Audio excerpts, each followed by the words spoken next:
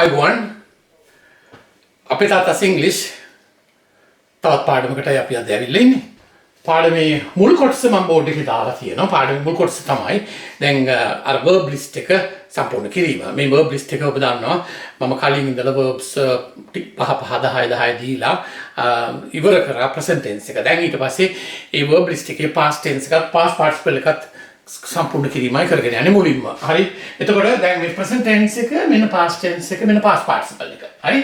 එතකොට present tense එක මම කලින් දීලා තියෙනවා. මම නැවත වරක් මේ අලුතෙන් පාඩමට සම්බන්ධ වෙන කට්ටියගේ යහපත සඳහා මම මේ ටික නැවත වරක් සටහන් කරනවා. දැන් ගිය සතියේ මම present tense එකේ 10ක් දුන්නා verbs 10ක්. දැන් එතන ඉඳලා මේ අද යන්නේ. ඒ විදිහ තමයි යන්නේ. දැන් මෙන්න මේ 10 මෙතන ලියා ගන්න bite. bite කියලා කියන්නේ මෙතන ලියා ගන්න ඕන මේ තීරුවක් තියෙන්න ඕන තේරුම ලියන්න. ඊට පස්සේ තමයි past tense ඊට පස්සේ past participle එක ලියවෙන්න ඕන මේ columns. එතකොට bite කියලා කියන්නේ හපනවා කියන අර්ථයක්. bleed කියලා කියන්නේ ඊළඟ bleed කියලා කියන්නේ ලේ හලනවා හැලෙනවා කියන අර්ථ. blow කියලා කියන්නේ පිඹිනවා කියන අර්ථය. පිඹිනවා. අර්ථ ගොඩක් තියෙනවා. ඉතින් එකක් ලියා ගන්නකෝ. break කියන්නේ කඩනවා නැත්නම් කැඩෙනවා. bring කියන්නේ ගෙනෙනවා. broadcast කියලා කියන්නේ ගුවන්විදුලි මගින් ප්‍රචාරය කරනවා කියන එක. build කියන්නේ ගොඩනගනවා, building එකක් හදනවා කියන එක අර්ථය. burn කියන්නේ පුරුෂනවා. burst කියලා කියන්නේ පුපුරනවා. buy කියන්නේ මිලදී ගන්නවා. දැන් මේ ටික අපි බලමු past tense එකට යන්නේ කොහොමද කියලා. past tense එක කියලා කියන්නේ අතීත කාලය. අපි දැනට grammar වල ඉගෙන ගන්නේ past tense එක. past tense එකේ simple අවසන් කරලා තියෙනවා දැනට. දැන් මේ අද ඊළඟ පාඩමට එන්න යන්නේ ඊට ඉස්සෙල්ලා තමයි මම මේ verb list එක කරගෙන යන්නේ. ඒතකොට past tense එකට එනකොට bite කියන එකේ past tense එක bit.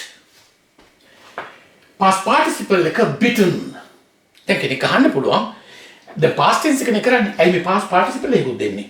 ඒක මොකටද පාවිච්චි කරන්න කියන එක අපි past tense එකේ ගුරුනාමයි ඒ ටිකට එන්නේ. එතකොට ඒ ටික කියන්න ඒ වෙනකොට අපි මේ ටික සම්පූර්ණ කරලා තිබුණාම හරි. එතකොට ඒ නිසා දැන් මේ ටික සම්පූර්ණ කරලා ලියා ගන්න. bleed කියන එකේ past tense එක bled. past participle එකත් ඒකමයි. ඒ නිසා මෙතනින් එහාට ඊතලයක් ගන්න. bled, bled. blow past tense එක blew, blown. B L O W N. break කියන එකේ past tense එක broke. break කියන්නේ කඩනවා, broke කියන්නේ කැඩුනා, broken. past participle. bring regular brought, brought man. එතකොට එතෙන්දී ඉතලයක් ගන්න. ඒකමයි පාවිච්චි වෙන්නේ past participle. broadcast make present tense එකේ verb එක past tense එකත් past participle එක ඒකමයි පාවිච්චි වෙන්නේ. වෙනසක් වෙන්නේ නැහැ. build කියන එක past tense එකට එනකොට built වෙනවා. past participle එකත් built වань. burn කියන එක past tense එකට එනකොට burnt වෙනවා. ඒකමයි past participle එකත්. burst කියන එකත් ඒ විදිහටමයි මේ අවස්ථා දෙකේදීම ඒ විදිහටමයි පාවිච්චි වෙන්නේ. buy කියන එක past tense එක bought. past participle එකත් bought වань. දැන් මේක කරගෙන යනකොට යම් රටාවක් අහුවෙයි. මම පස්සේදී කියන්නම් ටිකක් කල් ගියාට පස්සේ. දැන් බලන්න build කියන එක past tense එකද built බවට පත් උනේ. burn කියන එක burnt බවට පත් උනේ. T අකුරක් ඇවිල්ලා ආවා. හරි එහෙනම් මේ T අකුරක් මෙතනක් තියෙනවා. ওই විදිහට එන එක ක්‍රමයක් තියෙනවා. හරි ඒක සමහර ඒවා break කියන වචනේ බලන්න broke, broken. ඒ මුල් ස්වරූපය ආරක්ෂා කරගෙන ඉස්සරහට යන්නේ. break කියන ස්වරූපය මේ පිටපණින්නේ නැහැ. අමුතුම වචනයක් නෙවෙයි එන්නේ. ඒකේ ස්වරූපය කොනටම යනකම් ආරක්ෂා කරගෙන යනවා. ඉතින් මේක තමයි present tense එක past tense එක past participle එක මේ verbs 10. එතකොට මෙතනින් එහා ඊළඟට verbs මම ඊළඟ පාඩමේදී දෙනවා. ඊළඟ verbs 10ක්. ඒ විදිහ තමයි මේක complete කරන්නේ. එතකොට යම් කාලයක් past tense එක ඉවර වෙනකොට grammar වල එතකොට මේ ටික දීලා මේ ටිකක් දීලා ඉවර වෙනවා. එතකොට past tense එක ඉවර වෙනකොට මේ ටික දීලා ඉවරයිනේ. මේක මොකටද කියන එක නිතින්ද කියලා දෙන්න. හරි? එතකොට පාඩමේ අද මුල් කොටස මෙතනින් අවසන් වෙනවා. අපි ඊළඟ කොටසට ඊළඟට යමු. දැන් අපි පාඩමේ දෙවෙනි කොටසට ආවිල්ලා තියෙන්නේ. දැන් දෙවෙනි කොටස කියන්නේ grammar lesson එක. මෙන්න grammar lesson එක past tense be form verbs. අපි present tense එකේ be form verbs කරාදී අපි කිව්වා ඒවා am, is, are කියන be form verbs තුන.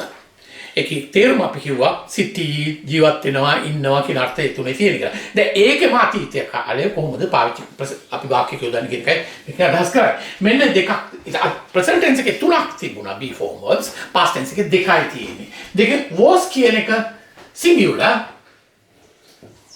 were කියන එක plural. ඔච්චරයි තියෙන්නේ. තේරුම් ගන්න තියෙන කාරණා. දැන් මෙන්න මම එක සෙන්ටෙන්ස් එකක ලියලා තියෙනවා. මෙන්න මේ පළවෙනි සෙන්ටෙන්ස් එක බලන්න. past tense එකේ මෙන්න තියෙනවා. He was a schoolboy 5 years ago. එයා අවුරුදු 5කට ඉස්සර වෙලා was a schoolboy. He කියන එක singular. එසමනේ was කියන එක singular එක දේදුවා before verb එක මෙතෙන්ට. දැන් මෙතන අපි they කියලා තිබුණා නම් එහෙම plural එකෙන් තිබුණා නම් we කියලා තිබුණා නම් the girls කියලා තිබුණා the boys කියලා තිබුණා නම් plural එකේ තිබුණා නම් මෙතන was නෙමෙයි එකට එනවා plural එකෙන් දෙන්න ඕන. හරි. He was a schoolboy 5 years ago. අවුරුදු 5කට පෙර. ඒක අතීත කාලේ පැහැදිලිවම. දැන් ඊට ඉස්සෙල්ලා මම එළිය තියෙන්නේ he is a medical student now කියලා කියන්නේ now මේ present tense එක. මේ present tense එකේ තිබුණු වාක්‍යය. present tense එකේ මේක තියෙන්නේ. අප future tense එක උගන්වලා ඉවරයි. මෙන්න future tense එකේ මොකද උනේ? මෙතන present tense එකේ මෙන්න future tense එකේ will be. He will be a doctor in future. දැන් මේක අතීතේ ඉඳලා අපි අතීතේ ඉඳලා එනවා නම් he was a schoolboy 5 years ago. අවුරුදු 5කට ඉස්සෙල්ලා එයා පාසල් ශිෂ්‍යෙක්. He is a medical student now. දැන් එයා වෛද්‍ය ශිෂ්‍යෙක්. He will be a doctor in future. එයා අනාගතයේදී වෛද්‍යවරයෙක් වෙයි. එතකොට මේ කාල තුනට මේ කාලත්‍රයට මේ වාක්‍ය ගල්පන්නේ කොහොමද කියන එකේදී දැනගන්න ඕන අනිවාර්යයෙන්ම before verbs කොහොමද පාවිච්චි වෙන්නේ කියන එක. දැන් අපි කලින් present tense එක ඉවර කරලා තිබුණා future tense එක ඉවර කරලා තිබුණා. මේ past tense එකත් මෙන්න ආද ඉවර කරනවා. He was a schoolboy 5 years ago. He was a teacher 5 years ago. He was a film star 5 years ago. He was a politician 5 years ago. Now is no more. Hari දැන් නෑ ඒවා. හරි. දැන් ඔන්න ඔක තමයි කතන්දරය. හරි. ඊළඟට දැන් මේක මම අපි ඉගෙන ගන්න. මේ කොහොමද ඉන්ට්‍රොගේටිව් නෙගටිව් කරන්නේ කියලා. මෙන්න ඉන්ට්‍රොගේටිව් කරන්නේ මේ past tense එකේ he was he මේ before verb එක මුලට ගත්තා. Was he a schoolboy 5 years ago? මේ question mark. අවුරුදු 5කට ඉස්සෙල්ලා වෛද්‍ය ශිෂ්‍යෙක්ද? නෙගටිව් කරන්නේ කොහොමද? මෙතන before එක මුලට ආව. He was not. not කියන එකේදුවා මෙතන before එකටයි මේ noun එකට අතරින් not කියන එකේදුවා. He was not a schoolboy 5 years ago. අවුරුදු 5කට ඉස්සෙල්ලා ශිෂ්‍යෙක් නෙවෙයි කියන කතන්දරේ. ඔක තමයි ඒක ඉන්ට්‍රොගේටිව් නෙගටිව් කරන ක්‍රමය. Was he a teacher 5 years ago? Was he a politician 10 years ago? Right? Was he a mechanic 5 years ago, 10 years ago? මේ විදිහට අතීතයට දානකොට before එක වෙනස් කරන එක තමයි මේක කියන්නේ. දැන් මේක මෙතනින් අපි තවත් question එකකට යනවා. question word එකක්. When was he a schoolboy? මේ ඉන්ට්‍රොගේටිව් කරපු වාක්‍යෙට මුලට අර ප්‍රශ්න වචනයක් යොදන්න. හැම ප්‍රශ්න වචනයක්ම යෙදී ගැලපෙන්නේ නැහැ. ඒ වයින් ප්‍රශ්න අහන්න හැමතැනම බෑ. පුළුවන් එක අවශ්‍ය තැනදී ගනිමු. When was he a schoolboy? එයා schoolboy කියන එක හිටියේ කොයි කාලෙද? උත්තරේ නෝ he was a schoolboy 5 years ago. ඒතර when කියන එකට උත්තරේ හැම විට වාක්‍ය අගටයි එන්නේ. ප්‍රශ්න වචනයට කොට උත්තරය අගට එන වාක්‍යයකට. ඔන්න past tense එකේ before verb එක යොදන ආකාරයේ ප්‍රශ්න වලට හරන හැටි නැකට කරන හැටි ඔක්කොම මෙතන කිව්වා. ඊළඟට මම දැන් මේ ඔස්සේ මම පොඩි යෙදීම් කිහිපයක් විතර යොදලා තිනවා. කවුරුහරි අහන්න පුළුවන් was he a film star? මේ past tense එකෙන් මේ before එකක් එක්ක යොදලා අහන්න පුළුවන් was he a film star? එයා film star කෙනෙක්ද? film star was he a famous film star? එයා ප්‍රසිද්ධ film star කෙනෙක්. අපි ඒගොල්ලෝ famous ජනප්‍රිය popular famous important මේව කල්පනා කරලා සමහර චරිත සමහර අය එහෙම ඉන්නෝ යම් කාලයක් ඉඳලා ඊට පස්සේ නැති වෙලා යනවා. ඒක එතනින් අවසන් වෙනවා. එයාට පස්සේ වෙන කට්ටිය එනවා. ඒගොල්ලෝ ඒ තැන ගන්නවා. එහෙම නැත්නම් ඒගොල්ලෝ ඉවත් වෙලා යනවා. මොකක් හරි ක්‍රමයකින් ඒක අවසන් වෙනවා. ඒතකොට දැන් මෙන්න මේ ප්‍රශ්නේ කෙනෙක් අහුවොත් was he a film star? කියලා අහුවොත් එහෙම උත්තරේ දෙනවා නම් දෙන්න පුළුවන් ක්‍රමයක් තියෙනවා. මෙන්න මෙහෙම. Yes he was a film star. No, he was not a film star. Negative එකේ උත්තරේ දෙන්න පුළුවන්. එහෙම නැත්නම් ඔතෙන්දී මෙතන අහුවොත් එහෙම B form එකකින් ප්‍රශ්නය අහලා මෙන්න මේ form එකකින් උත්තරයක් ආවොත් එහෙම. ඒ උත්තරේ මෙන්න මේ බලන්න මේක. He's just a has been. බලන්න මේ has been කියලා කියනවා. He just a has been. He is a has been. just නැතුව. He's a has been කියලා කිව්වොත් එහෙම ඒක අදහස් කරන්නේ මේක ඉදියම් එකක්. මේක අදහස් කරන්නේ එයා ජනප්‍රිය කෙනෙක් තමයි ඒ කාලේ දැන් නෑ හැබැයි. ඒ ජනප්‍රියත්වය ඉවරයි. ඒ popularity is gone. popularity එක the famous වෙලා හිටපු ඒවා ඉවරයි. ඒ importance එක ඔක්කොම ඉවරයි දැන් කියන එකෙන් ඒක අදහස් කරන්නේ. මේක වෙන තැන් වලත් මේක යොදන්න පුළුවන් යෙදීමක් has been කියන එක. හැබැයි මේ මෙතන මේ has been යොදනවා. මෙතන hyphen එකක් යොදනවා. මේ පොඩි ඉලක්ක යොදනවා. Yes, he's just a has been. හරි යා එහෙම කෙනෙක් තමයි දැන් නෑ. That's the whole meaning.